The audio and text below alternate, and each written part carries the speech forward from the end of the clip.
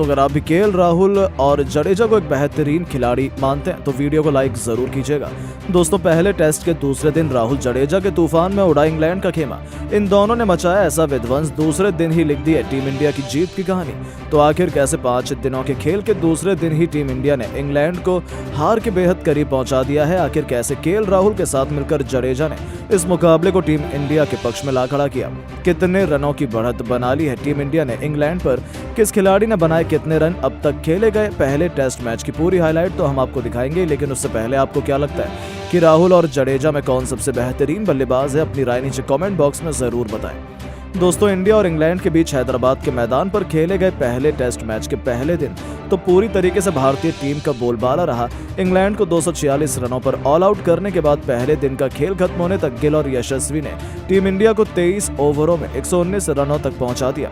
जायसवाल खुद 70 गेंद पर 76 रन बनाए, वो भी 9 चौके और 3 खौफनाक छक्कों की बदौलत, और पहले दिन टीम इंडिया के लिए हीरो बने। पहले दिन का खेल खत्म होने तक यशस्वी 76 रन बनाकर नाबाद थे, तो वहीं 14 रन बनाकर गिल उनका बखूबी साथ निभा रहे थे। दूसरे दिन एक बार फिर ये दोनों अपनी टीम को बहुत बड़े स्कोर तक ले जाने के इरादे से मैदान में उतरे। आते ही यशस्वी जायसवाल ने जो रूट का स्वागत बेहतरीन चौके से किया था, लेकिन उनकी ये रणनीति ज्यादा लंबी नहीं चल पाई। अगली ही गेंद पर जो रूट ने यशस्वी जायसवाल को अपने जाल में फंसाया और कॉटन बोल्ड कर उन्होंने टीम इंडिया को दूसरा झटका दिया, जहां यशस्वी जायसवाल 74 गेंद पर 80 रनों की ताबड़तोड़ पारी खेलकर पवेलियन लौटने पर मजबूर हुए। इस दरमियान उन्होंने 10 खतरनाक चौके और 6 खौफनाक छक्के भी लगाए थे और टीम इंडिया को 123 रनों के स्कोर पर दूसरा झटका लग चुका था। उनके आउट होने के बाद अब केएल राहुल शुभमन गिल का साथ निभाने के लिए मैदान में कदम रख चुके थे। 25 ओवर में टीम इंडिया ने 125 रन 2 विकेट के नुकसान पर बनाए थे। इंग्लैंड के गेंदबाज शुरू से टीम इंडिया पर दबाव बनाए हुए थे, हालांकि ज्यादा देर तक राहुल को रोक पाना उनके बस की बात कहाँ थी। 29वां ओवर लेकर आए टॉम हार्टले के खिलाफ लगातार 2 गेंद पर 2 खतरनाक चौके लगाकर राहुल ने अपने तेवर इंग्लैंड को दिखाने शुरू कर दिए थे। यहां तक कि जो रूट को भी उन्होंने नहीं छोड़ा। रूट के खिलाफ भी खतरनाक चौका लगाकर राहुल ने इस मुकाबले में पलटवार करना शुरू कर दिया था। 30 ओवरों की समाप्ति में टीम इंडिया 145 रन बना चुकी थी। दोनों खिलाड़ियों ने एक मजबूत पार्टनरशिप बनानी शुरू कर दी थी। राहुल के बाद शुभमन गिल ने भी आक्रामक अंदाज अपनाना शुरू कर दिया था। उन्होंने भी जैगलीच को आड़े हाथों लेते हुए बेहतरीन चौके से टीम इंडिया को 150 रनों के आंकड़े के पार पहुंचा दिया था। शुभमन गिल के पास मौका था कि एक बड़ी पारी खेले और टीम इंडिया में अपनी जगह सुनिश्चित करे, लेकिन एक बार फिर ये उभरता हुआ सितारा गलती कर बैठा।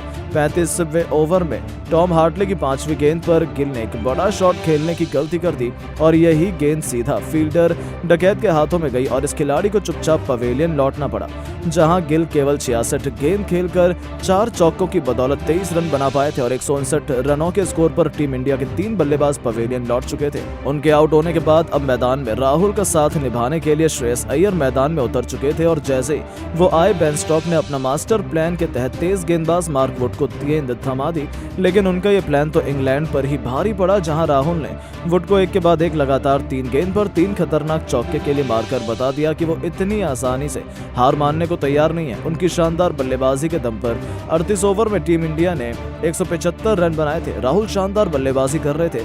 टीम इंडिया अभी भी इंग्लैंड के बड़े स्कोर से 76 रन पीछे चल रही थी, लेकिन ये दोनों मुकाबले का पलटने का मन बना चुके थे। इन्होंने संभाल कर भारतीय पारी को आगे बढ़ाना शुरू किया। देखते ही देखते 45वें ओवर में टीम इंडिया 200 रनों का आंकड़ा पार कर चुकी थी। केएल राहुल का बल्ला आज बोला नहीं बल्कि गरज रहा था।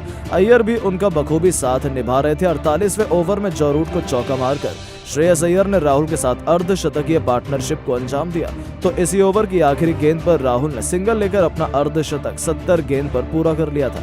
इन दोनों की बेहतरीन पार्टनरशिप के दम पर लंच तक टीम इंडिया ने कोई और विकेट नहीं गिरने दिया, जहां 50 ओवर खेलकर भारत ने 222 रन बनाए थे और भारतीय टीम के 3 बल्लेबाज पवेलियन लौट चुके थे। लंच से वापस आने के बाद भी श्रेयस राहुल के साथ मिलकर लाजवाब बल्लेबाजी कर रहे थे।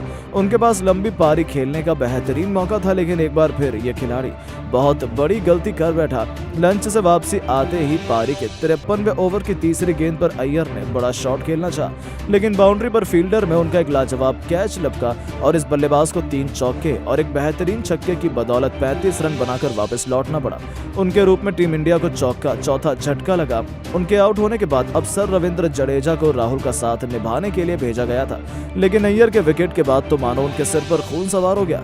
पारी का 57वां ओवर लेकर आए रेहान अहमद को आड़े हाथों लेते हुए उनकी पहली गेंद पर राहुल ने उनका स्वागत एक स्टेडियम पार गगनचुंबी छक्के से किया था, जिसमें गेंद उनके बल्ले से लगने के बाद तारामंडल को छूते हुए सीधे स्टेडियम के दूसरे स्टैंड में जा गिरी।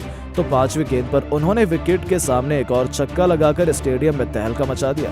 दूसरी तरफ रविंद्र जडेजा ने भी अगले ही ओवर में बेहतरीन चौके से अपना खाता खोल लिया था और इसके दम पर टीम इंडिया ने न केवल 250 रनों का आंकड़ा पार किया था, बल्कि 58 ओवर में टीम इंडिया ने 254 रन बना लिए थे, जहां इंग्लैंड पर भारत ने 8 रनों की बढ़त भी हासिल की थी। टेस्ट क्रिकेट में टीम इंडिया T20 की रफ्तार में आगे बढ़ रही थी। देखते ही देखते रेहान अहमद की गेंद पर चौका लगाकर रविंद्र जडेजा ने राहुल के साथ अपनी 50 रनों की साझेदारी को भी अंजाम दे दिया था। 63 ओवर में टीम इंडिया ने 281 रन बनाए थे। राहुल 86 रनों पर खेल रहे थे। जडेजा ने भी 27 रन बना लिए। राहुल ने शतक की अपनी तरफ तूफानी रफ्तार से कदम बढ़ाना शुरू कर दिया था, लेकिन तभी पारी का 65वां ओवर लेकर आए टॉम हार्टले की चौथी गेंद पर उन्होंने एक बड़ा शॉट खेलना चाहा। बस यही उनकी सबसे बड़ी भूल थी, जहां बाउंड्री पर खड़े रेहान अहमद ने उनका आसान सा कैच लपका और इस खिलाड़ी को केवल 86 रन बनाकर वो भी 8 चौके और 2 खौफनाक छक्कों की बदौलत पवेलियन लौटना पड़ा और वो अपने वेल डिजर्व शतक से कोसों दूर रह गए। उनके आउट होने के बाद KS भरत बल्लेबाजी करने आ चुके थे। उन्होंने जडेजा के साथ मिलकर पुराने अंदाज में बल्लेबाजी करनी शुरू की। देखते ही देखते दोनों ने मिलकर 71 ओवर में टीम इंडिया को 300 रनों तक पहुंचाया। इन दोनों ने टी ब्रेक तक इंग्लैंड को कोई और सफलता हासिल नहीं होने दी, जहां टीम इंडिया ने टी ब्रेक तक 76 ओवर खेलकर 309 रन बना लिए थे। जडेजा 45 रन बनाकर नाबाद थे। KS भरत 9 रन बनाकर उनका बखूबी साथ निभा रहे थे। चाय के बाद वापसी करते रविंद्र जडेजा ने थोड़ी ही देर बाद अपना बेहतरीन अर्धशतक भी केवल 84 गेंद पर पूरा कर लिया। इस दौरान उन्होंने 5 चौके और 2 तूफानी छक्के भी लगाए थे। अगले ओवर में दोनों ने 50 रनों की साझेदारी को भी अंजाम दे दिया था।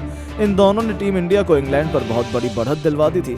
87वें ओवर की दूसरी गेंद पर भारत ने सिंगल लेकर टीम इंडिया को 100 रनों की लीड दिलवाई। पूरी तरीके से इंग्लैंड अब दबाव में नजर आ रही थी, क्योंकि भारतीय टीम ने उन्हें दूसरे दिन ही मुकाबले से बाहर करने का पूरा मन बना लिया था। इन दोनों को आउट करने के प्लान पर उन्होंने पानी फेर दिया था। इंग्लैंड का कोई भी गेंदबाज सफलता हासिल करने में कामयाब नहीं हो रहा था। 87 ओवर में टीम इंडिया ने 349 रन बनाए थे। देखते ही देखते इन दोनों ने भारतीय टीम को 350 रनों तक पहुंचाया, जिसकी वजह से इंग्लैंड पर पहले दिन का खेल खत्म होते होते टीम इंडिया ने एक बहुत बड़ी भारतीय हासिल जीत कर ली थी, जहां से अब इंग्लैंड का इस मुकाबले में वापसी कर पाना नामुमकिन सा हो गया था और 2 दिनों के खेल में खत्म होने तक टीम इंडिया आसानी से मुकाबला जीतने के बेहद करीब पहुंच चुकी है। लेकिन दोस्तों, अब आपको क्या लगता है कि जडेजा और राहुल में कौन बनेगा इस मुकाबले में मैन ऑफ द मैच? नीचे कमेंट करके जरूर बताएं और ऐसी शानदार खबरों के लिए चैनल को सब्सक्राइब जरूर करें। धन्यवाद।